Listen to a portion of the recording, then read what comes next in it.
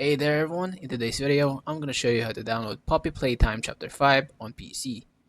This tutorial will avoid you on getting the fake links, and this will be the legitimate way on how to do it. Before we do get into this video, make sure to like the video, subscribe to the channel with all notifications on, comment down in the comment section down below if you do have any questions. Now without any further ado, let's get straight to the video. First, you need to get Steam. As you can see over here, I have Steam already. To do so, go to your browser, any browser will do, and then type in download Steam.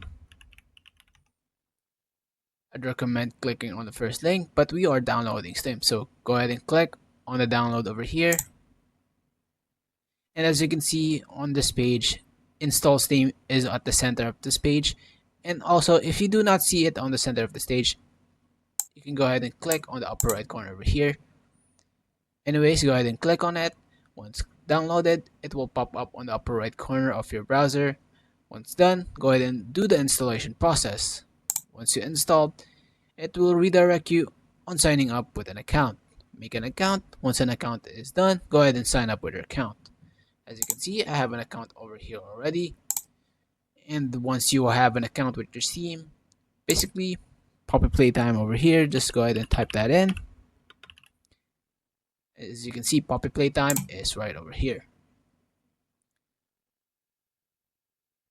And it is currently has a price on it, so go ahead and buy the Poppy Playtime and support your current game. And that will be basically it, guys. So go ahead and click on add to cart right over here. View my cart. As you can see, I already have another game here as well, so go ahead and remove that as quick. Over here, just go ahead and continue the payment.